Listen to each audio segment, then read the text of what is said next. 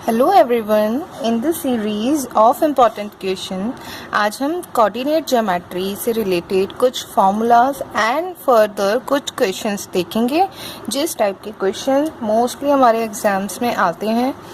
तो first formula जो कि है कोऑर्डिनेट ज्योमेट्री का, इससे पहले आप ये देखिए कोऑर्डिनेट ज्योमेट्री का क्वेश्चन नंबर 27 आएगा जो आपका ज़्यादा मार्क्स का है, 6 मार्क्स का आता है ये। इसके कुछ फार्मूलाज हैं, इम्पॉर्टेंट फार्मूला। फर्स्ट फार्मूला है distance between 2 point A and B. अगर कोई 2 पॉइंट ए और बी हैं जिनके कोऑर्डिनेट्स हैं x1 y1 and x2 y2, तो उन दोनों के बीच का जो डिस्टेंस होगा उसके लिए फार्मूला होता है √x2 - x1 का whole square plus y2 - y1 का होल स्क्वायर। जो पॉइंट पीछे लिखते हैं उसका कोऑर्डिनेट पहले आता है। ये आपका स्टैंडर्ड फॉर्म है। अगर आप x1 को पहले लिख देंगे, x2 को बाद में लिखेंगे, तब भी आंसर सेम आएगा बिकॉज स्क्वायर हो जाएगा और माइनस का स्क्वायर भी प्लस हो गया, सेम आंसर ही आता है। Next, coordinate of any point p x, y which divides line a and b। कोई लाइन ए बी है जिसके कोऑर्डिनेट्स x1 और y1 है, उसको कोई पॉइंट p x, y जिसके कोऑर्डिनेट्स है x and y internally divide कर रहा है इन द रेशियो m1:m2। इसका क्या मतलब है कि जो पॉइंट किसी लाइन को डिवाइड कर रहा है यानी पार्ट्स में बांट रहा है, वो इंटरनली लाई कर रहा है। इंटरनली लाई करने का मतलब है वो पॉइंट कहाँ पे लाई कर रहा है, लाइन के ऊपर, तभी वो उसको इंटरनली डिवाइड कर सकता है। तो उस पॉइंट्स की जो कोऑर्डिनेट होंगे, ये p के कोऑर्डिनेट्स जो हैं x, y, ये कैसे आप फाइंड आउट कर सकते हैं। x = m1, ये देखिए ये आपका m1 और ये आपका m2 रेशियो में ये पॉइंट p लाइन AB को डिवाइड कर रहा है। तो आपका कोऑर्डिनेट्स हो जाएंगे, x के कोऑर्डिनेट्स हो जाएंगे m1 x2 plus m2 x1 upon m1 plus m2। ऐसे ही y के कोऑर्डिनेट्स हो जाएंगे आपके m1 y2 plus m2 y1 upon m1 plus m2। जब भी इंटरनली होता है तब हमारे यहाँ पे बीच में जो साइन आता है फॉर्मूला में कोऑर्डिनेट फाइंड आउट करने के लिए, दोनों प्लस का आता है। Next, coordinate of a point p x, y which divides line AB externally. अगर पॉइंट जो है p वो एक्सटर्नली किसी लाइन को डिवाइड करे, इसका क्या मतलब है, ये कोई पॉइंट लाइन है AB, इसको ये जो पॉइंट P है बाहर से डिवाइड कर रहा है, इस लाइन को बाहर से डिवाइड करने का मतलब है, अगर हम इसको इससे जोड़ के देखते हैं और फिर इससे अगर हम एक परपेंडिकुलर ड्रॉ करेंगे इस पे, तो ये जो पॉइंट इसको डिवाइड करेगा ये आपका कहलाता है M1 और ये कहलाता है आपका M2। इसको कहते हैं हम एक्सटर्नली पॉइंट P जो है डिवाइड कर रहा है। तो इस पॉइंट P के कोऑर्डिनेट्स क्या होंगे, m1 x2 minus m2 x1 upon m1 minus m2। ऐसे ही y के होंगे m1 y2 minus m2 y1 upon m1 minus m2 for externally. Internally में प्लस का साइन आता है, एक्सटर्नली में माइनस का साइन आता है। Next, coordinate of mid point of line AB। अगर कोई लाइन AB को कोई पॉइंट P उसका मिड पॉइंट है यानी उसको इक्वल पार्ट में डिवाइड कर रहा है, तो उसके कोऑर्डिनेट्स क्या होते हैं, x = x1 + x2 upon 2 and y = y1 + y2 upon 2। Coordinate geometry एक बहुत इजी चैप्टर है और ये आपके 6 मार्क्स में आ रहा है। ये बहुत स्कोरिंग क्वेश्चंस होते हैं इसके। अगर आपने चैप्टर ढंग से पढ़ा है, फॉर्मूले ढंग से पढ़े हैं, तो आप इजीली इसके क्वेश्चंस इजीली कर सकते हैं और कहीं भी आपका मार्क्स नहीं कटेगा। कुछ क्वेश्चंस जो इसमें प्रूव करने के लिए आते हैं वो प्रॉपर्टीज़, ज्योमेट्रिकल प्रॉपर्टीज़ के बेसिस पे प्रूव करने के लिए आते हैं। तो देखिए, basic property of some geometric shape which we have to prove through coordinate geometry. Coordinate geometry का जो क्वेश्चन आएगा वो इस तरीके से आएगा, prove that these are the coordinates of right triangle, prove that these are the coordinate of a square, these are the coordinate of equilateral triangle, to prove point ABC are collinear, और isosceles भी आ सकता है, prove that these are the coordinate of an isosceles triangle। so यहाँ पे देखिए, अगर आपके पास right angle triangle को प्रूव करने के लिए आता है तो राइट एंगल ट्राइंगल की क्या प्रॉपर्टी होती है वो आपको याद होनी चाहिए। हाइपोटेन्यूज का स्क्वायर किसके इक्वल होता है? Perpendicular square plus base square. अगर आपके पास कोई 3 कोऑर्डिनेट हैं Q, R एंड S, तो इसमें QS क्या हो गया आपका? हाइपोटेनियस। QR हो गया आपका परपेंडिकुलर एंड RS हो गया आपका बेस। तो आपको क्या प्रूफ करना पड़ेगा इसमें से? QS का square is equals to QR square plus RS का होल स्क्वायर। अगर इसमें आप बस डिस्टेंस फॉर्मूला लगा के इन तीनों की वैल्यू फाइंड आउट कर लीजिए, QS की वैल्यू, QR की वैल्यू एंड RS की value by using distance formula, और उनका स्क्वायर करके आप इस पे पुट करेंगे दोनों LHS और RHS अगर आपके सेम आते हैं तो these are the coordinates of a right angle triangle. Next, square, all side are equal and diagonal are also equal. आपको क्या प्रूफ करना पड़ेगा? अगर पूछा है कि proof that these are the coordinates of a square, तो ये देखिए अगर आपके पास ABCD कोई स्क्वायर है, ये आपको प्रूफ करना है कि ये एक स्क्वायर है, तो ये 4 कोऑर्डिनेट्स हैं, तो आपको क्या प्रूफ करना है? AB is equals to BC is equals to CD is equals to DA। And एक तो ये चीज़ प्रूफ करनी है, सेकेंड चीज़ क्या प्रूफ करनी है आपको? AC is equals to BD। इसके लिए सेम सिंपल सी चीज़ है, सारी साइड्स निकाल लीजिए आप लोग, AB, BC, CD and DA निकाल लीजिए, AC एंड BD निकाल लीजिए, और देखिए इन चारों की वैल्यू इक्वल आती है और इन दोनों की वैल्यू इक्वल अगर आती है तो ये जो कोऑर्डिनेट्स हैं ये एक स्क्वायर के कोऑर्डिनेट्स हैं। नेक्स्ट आता है आपका इक्विलेटरल ट्राइंगल। इक्विलेटरल ट्राइंगल के लिए क्या होता है? इक्विलेटरल ट्राइंगल की बेसिक प्रॉपर्टी है कि उसकी सारी साइड्स क्या होती हैं? इक्वल होती हैं। तो अगर आपका कोई ट्राइंगल ये है ABC, तो आपको इसमें क्या प्रूफ करना है? AB is equals to BC is equals to CA। तीनों की वैल्यू फाइंड आउट कर लीजिए बाय डिस्टेंस फॉर्मूला एंड देखेंगे आप कि तीनों की वैल्यू क्या आ रही है? सेम आ रही है। Next, to prove point ABC are collinear. अगर हमें प्रूव करना है कि कोई भी पॉइंट ABC जो है वो कोलिनियर है, कोलिनियर यानी सेम लाइन पे लाई करने वाले, वो एक स्ट्रेट लाइन बना रहे हैं तीनों पॉइंट मिलके, तो क्या होंगे? वो कोलिनियर होंगे। उसके लिए हमें क्या प्रूफ करना पड़ता है? AB plus BC is equals to AC, यानी कोई ये A पॉइंट, ये B पॉइंट है और बीच में कोई C पॉइंट है, तो क्या होगा? सॉरी, यहाँ पे B और ये पॉइंट है आपका C, तो क्या हो रहा है? देखो AB प्लस BC मिलके क्या बना रहे हैं? आपको AC दे रहे हैं। ये आपको सिंपल सा प्रूव करना है। तो इससे रिलेटेड जो क्वेश्चन आएंगे वो आप इजीली कर सकते हैं। अब हम कुछ इंपॉर्टेंट क्वेश्चन देखते हैं जो कि रेशियो के पे बेस हैं।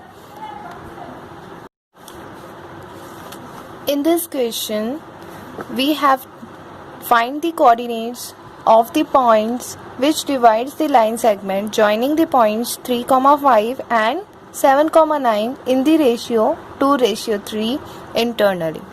यहाँ पे आपको बोला है उस कोऑर्डिनेट को फाइंड करो जो किसी लाइन को जिसके पॉइंट्स हैं 3,5 एंड 7,9 को 2:3 इंटरनली डिवाइड कर रहा है।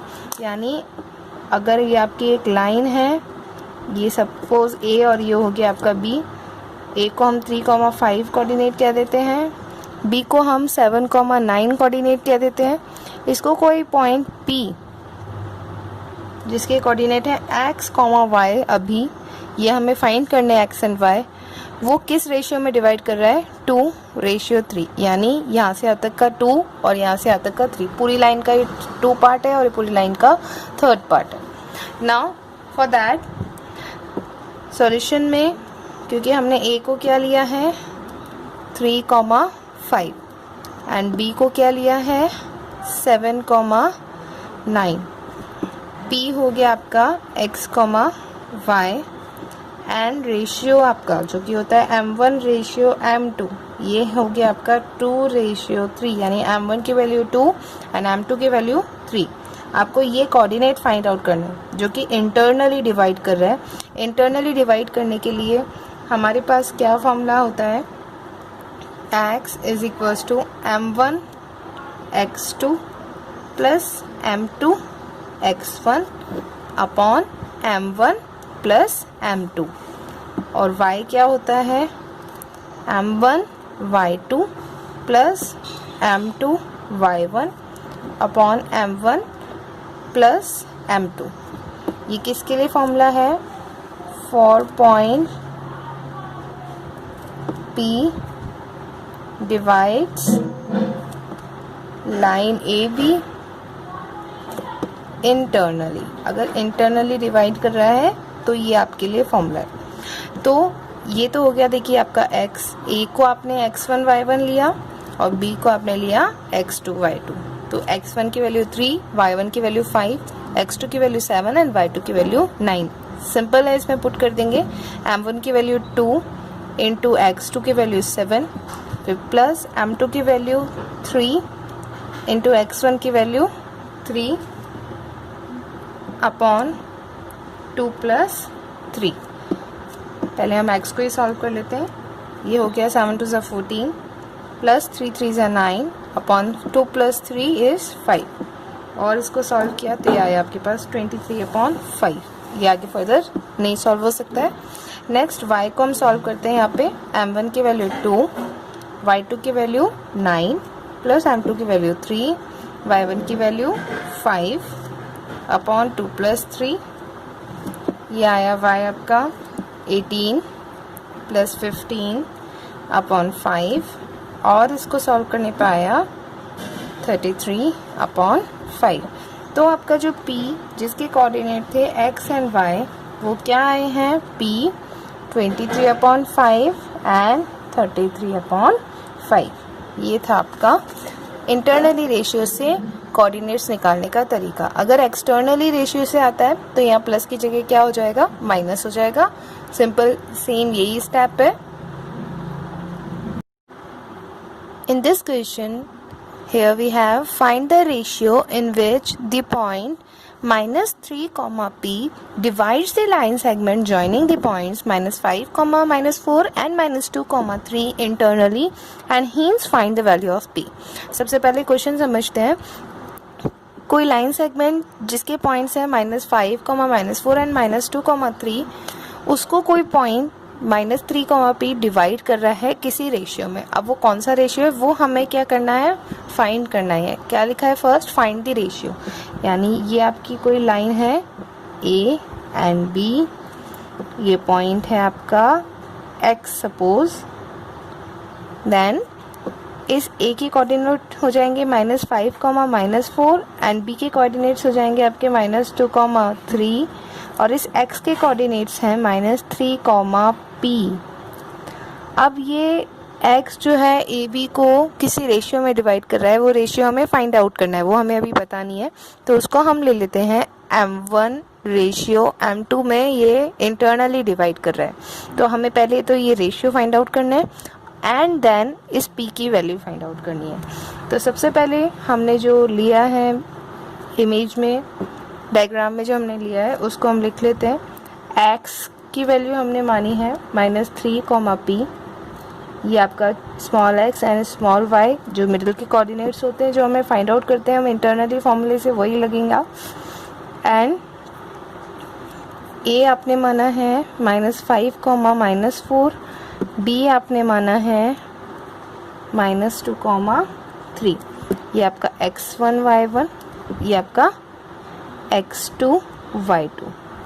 नाउ m1 रेशियो m2 हमें ये फाइंड आउट करना है। इसको हम मान लेते हैं k रेशियो 1। तो इससे क्या होगा? हमें बस एक ही फाइंड आउट करने वाली k की वैल्यू, और रेशियो 1 में दूसरा 1 है ही, तो हमें बस k की ही वैल्यू फाइंड आउट करनी है। जब भी हमें रेशियो फाइंड आउट करना हो तब हम रेशियो इसी टाइप का लेंगे k रेशियो 1, जिससे कि हमें सिंगल वैल्यू ही फाइंड आउट करनी पड़े। सो हमारे पास इंटरनली का जो कोऑर्डिनेट्स का फॉर्मूला है वो क्या होता है? x is equals to m1 x2 plus m2 x1 upon m1 plus m2, y is equals to m1 y2 plus m2 y1 upon m1 plus m2। आपके पास x की क्या वैल्यू है? -3। पुट कीजिए इसमें -3, फिर m1 आपकी क्या है? k, x2 की वैल्यू आपकी -2 प्लस m2 की वैल्यू आपकी 1 और x1 की वैल्यू आपकी -5 एंड m1 प्लस m2 यानी k प्लस 1 या फिर k प्लस 1। और यहाँ से आपके पास आ गया y की जगह y की वैल्यू p, m1 की वैल्यू आपके k, y2 की वैल्यू आपकी 3, m2 की वैल्यू आपकी 1, y1 की वैल्यू आपकी -4 एंड डिनोमिनेटर में m1 plus m2 that is k plus 1। Now अब इस डिनोमिनेटर को आप LHS में ले जाइए, यहाँ पे डिवाइड में LHS में जाके मल्टीप्लाई हो जाएगा, तो ये हो जाएगा -3k -3, -3 इंटू के is -3k, -3 into plus 1 is -3। ये सीधा मैंने यहाँ पे लाके मल्टीप्लाई कर दिया इसको। और यहाँ पे क्या बचा, -2 इंटू के is -2k, minus plus minus 5 1 ज़ा 5, और यहाँ से p इंटू के इज, इसको हम एज इट इज़ लिख लेते हैं अभी क्योंकि दो वेरिएबल एक साथ हो जाएंगे। ये हो गया आपके पास 3k एंड -4। नाउ इस इक्वेशन को हम पहले सॉल्व करते हैं। ये माइनस का 2k वेरिएबल है तो इसको हम LHS में कहेंगे, यहाँ पे जो नंबर है उसको उधर ले जाएंगे, तो ये हो गया -3k प्लस 2k, और इसको भी इधर ही लेके आ जाते हैं -5, और ये माइनस का 3 उधर जाएगा तो प्लस का 3। ये कितना बचा, -3k plus 2k is -3 plus 2 is -1k, और -3 प्लस 3 -5 प्लस 3 इज -2। माइनस से माइनस कैंसिल, k की वैल्यू कितनी आई है आपकी 2। इस k की वैल्यू को हम यहाँ पुट कर देते हैं, तो देखिए आपके पास क्या आएगा, p 2 plus 1 is equals to 3 into 2 -4। p 2 plus 1 is 3, तो ये हो गया आपके पास 3p, 3 2 ज़ा 6 -4, 3p is equals to 6 -4 is 2। Then p की वैल्यू कितनी आई है यहाँ से 2/3। तो हमारे पास देखिए p की वैल्यू निकल गई 2/3, k की वैल्यू निकल गई 2। तो हमारा जो रेशियो है सो m1 रेशियो m2 जो कि हमने कितना माना था k रेशियो 1, उसकी वैल्यू कितनी आई 2:1। ये हमें फाइंड आउट करना था उस रेशियो, और हमें p की वैल्यू फाइंड आउट करनी थी। तो इस क्वेश्चन में हमने दोनों तरीके से फाइंड आउट कर लिया।